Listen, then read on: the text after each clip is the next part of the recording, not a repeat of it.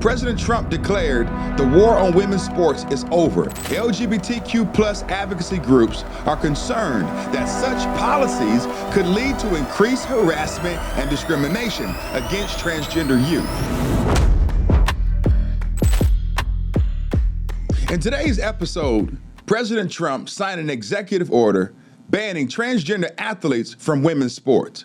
Watch. In a few moments, I'll sign a historic executive order to ban men from competing in women's sports. With my action this afternoon, we're putting every school receiving taxpayer dollars on notice that if you let men take over women's sports teams or invade your locker rooms, you will be investigated for violations of Title IX and risk your federal funding. There will be no federal funding.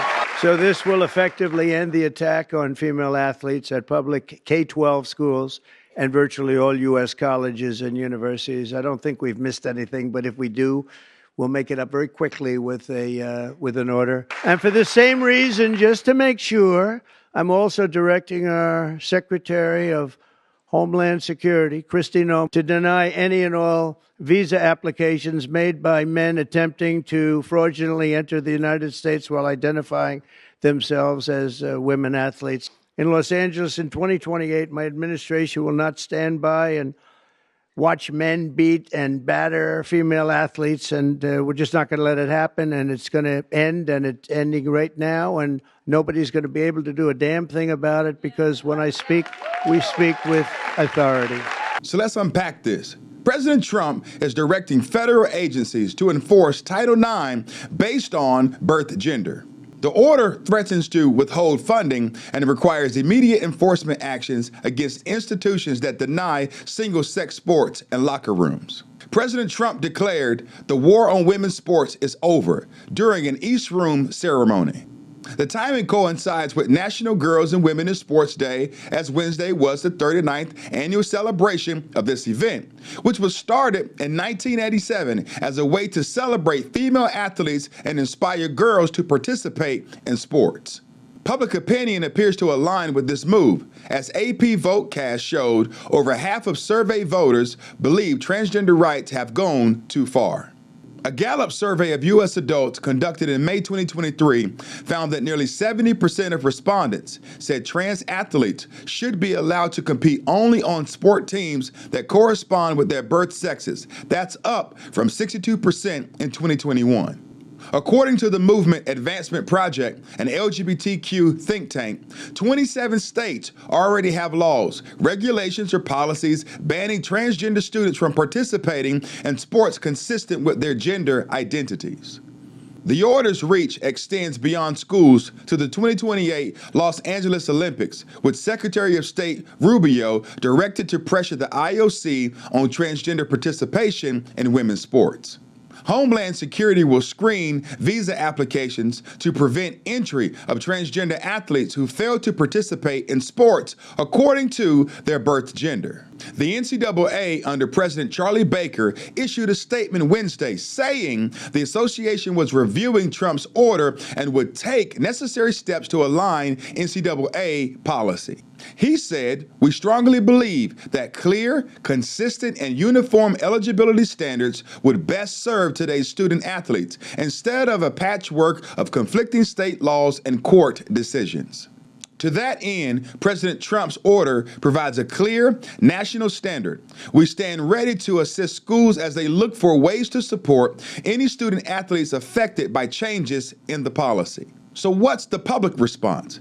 Some civil rights organizations have condemned the order while others celebrate this move to restore common sense and decency. Legal challenges are expected as many are questioning President Trump's authority and potential constitutional violations.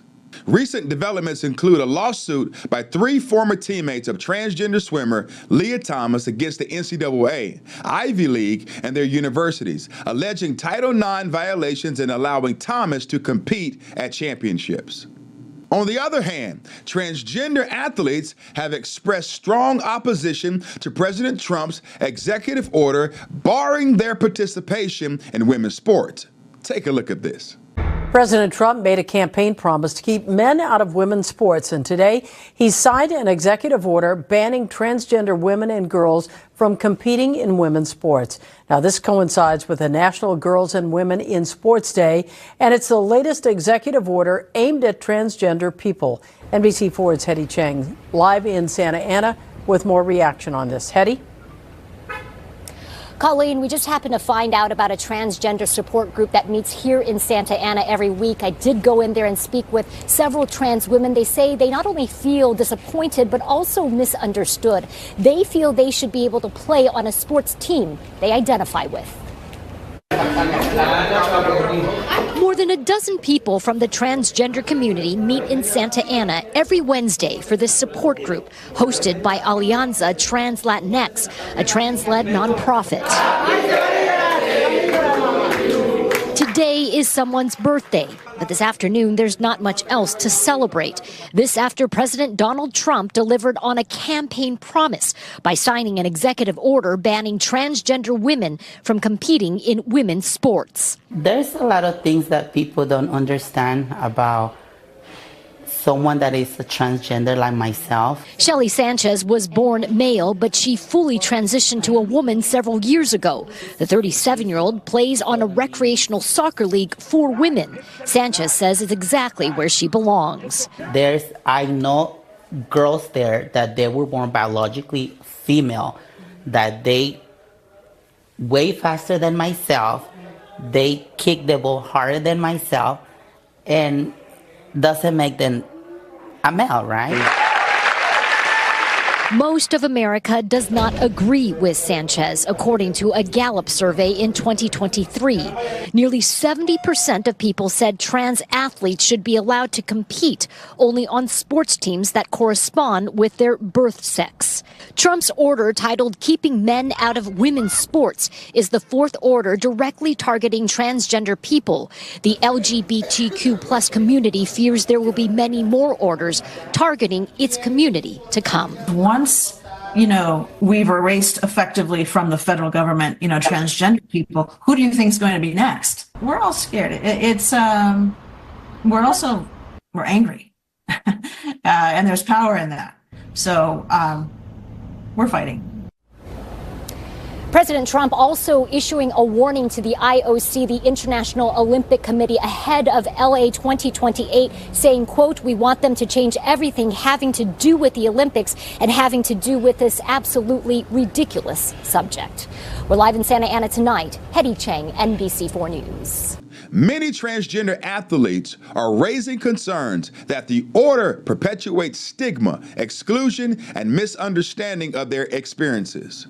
LGBTQ+ advocacy groups are concerned that such policies could lead to increased harassment and discrimination against transgender youth. But here's my question. Why aren't LGBTQ+ advocates concerned about the plight of female athletes as they were beaten and battered by those with male DNA? Are they not concerned that female athletes have been at a genetic disadvantage by competing with men who are clearly stronger, faster, and bigger than them? Watch this compelling video about a 14-year-old female student's experience as she competed with transgender athletes. Hi, I've never spoken to this many people, so I'm a little nervous, but I'm also excited and really happy about this opportunity.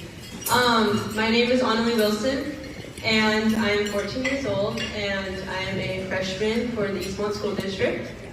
In May of this year, I ran in the Kashmir Junior Olympics.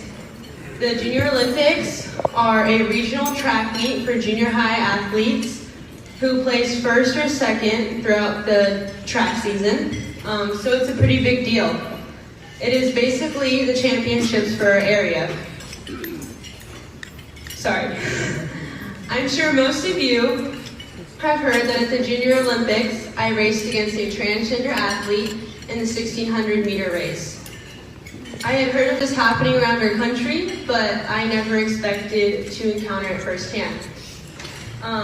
When all of the runners had lined up to race, I noticed that this athlete was built very differently than all of the other girls. But I didn't think much of it because we were on the starting line and we were about to race. It wasn't until we were on the podium that I heard the commotion of upset adults and kids. That is when I heard that the athlete that was standing next to me on the first place podium was a biological boy. My heart sank and I felt extremely discouraged. I felt like all my hard work that I had put in throughout the year didn't matter, and that it was just going to be forgotten. My family and I spoke up about how unfair this was. We didn't speak up about how unfair this was because I didn't get first and didn't win. We spoke up because boys racing against girls at this level of competition isn't right and it isn't fair. All of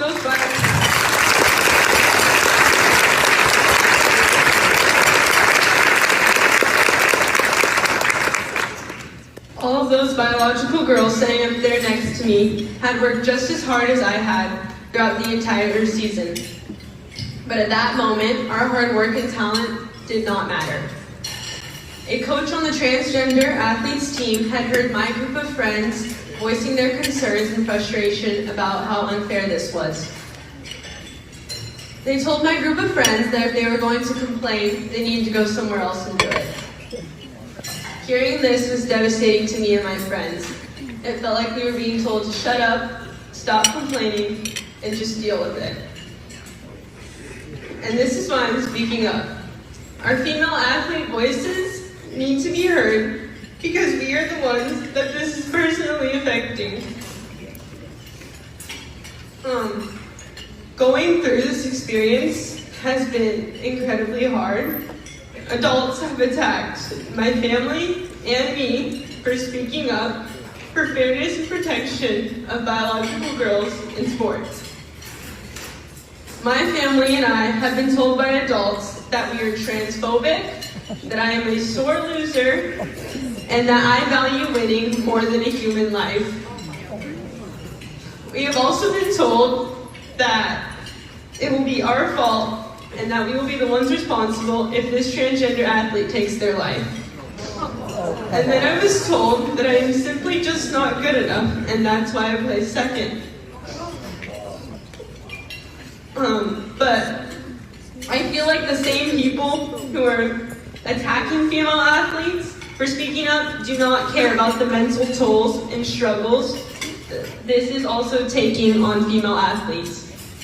These words have affected me, and it has hurt tremendously to hear all of these things because me and my family are some of the kindest people who strive to love everyone and do what is right. I have had severe anxiety and panic attacks as I have been trying to prove to those who say I am not good enough by training even harder. What hurts the most is that no matter how hard I train or how hard I push myself, the likelihood of beating a boy is slim. I have learned so much going through this experience. My biggest takeaway is that allowing boys to compete in girls' sports isn't working and it is not fair. It isn't fair and it isn't working for biological girls, and it isn't fair and it isn't working for transgender athletes. Thank you. No matter where you stand, failing to protect women's sports is wrong. So much hate and conflict has come from both sides. The things I have heard about this transgender athlete and me are awful and damaging. I am only 14 and I shouldn't have to deal with these kinds of adult issues. But here I am.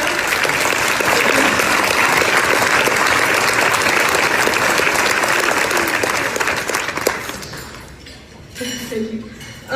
But here I am speaking up, hoping that adults will step up and do what is right to protect and keep women's sports fair and safe for biological girls. I hope we can find a solution for all athletes to compete fairly and safely Because at 14 years old, even I can see that the current rules aren't working for biological girls or transgender athletes. Thank you. Now you tell me, who's the bully? Is it President Trump, or is it the female athletes, or is it those who are competing according to the gender that gives them an advantage? Who's the victim? Is it the transgender men who gain trophies by playing with females, or the females who are at a clear disadvantage? The media is pretending that transgender students are being barred from participating in sports, but no one is barring transgender athletes from participation. President Trump is leveling the playing field by saying that athletes must compete within the sport of their birth gender. This makes perfect sense, as our genetics, physical makeup, and DNA are fundamentally determined by biological factors, not by an individual's personal identity. What do you think? Is this a move in the right direction, or is this a bad move? Drop a comment below in the comment section and let me know what you think. Thank you so much for tuning in, and be so kind to like, share, and subscribe to my channel. God bless you, and God bless America.